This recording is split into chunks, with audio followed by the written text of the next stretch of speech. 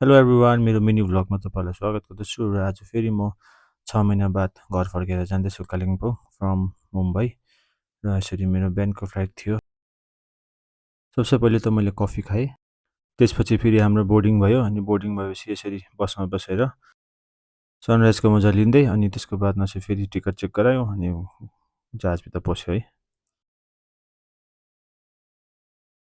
र यसरी फ्लाइटमा चढेपछि चाहिँ मैले डेभिड कगिङ्सको यो किताब पढेँ अनि एकदम मोटिभेसन किताब हो यो चाहिँ। 3 घन्टाको फ्लाइट पछाडि म फेरि बागडोग्रा आइपुगेँ र यसको बादमा फेरि मैले ब्यागेज क्लेम गरेँ है। अनि यहाँबाट आफ्नो ब्याग स्याग उठाएर फेरि म सिलगढीको ट्याक्सी पक्रेर पानी ट्याङ्कीतिर गएँ अनि फेरि यसरी ब्याक सिटमा बसेर मजाले हावा खाँदै कालिम्पोङ पनि आइपुग्यौँ हामी टिस्टाको नजारा हेर्दै हेर्दै है। एन्ड फाइनली आफ्टर 6 महिना म घर आइपुगेँ है यसरी अनि मेरो बुढीले यसरी भिडियो बनाइदियो मेरो लागि। एन्ड देन फेरि मेरो छोरीलाई मैले यसरी बोलाउँदाखेरि छोरी चाहिँ भाग्यो मलाई देखेर लुक्यो एकदमै है लजाएर। त्यहाँदेखि ऊ यसरी अँगालो मार्दा पनि मानेन, डरायो।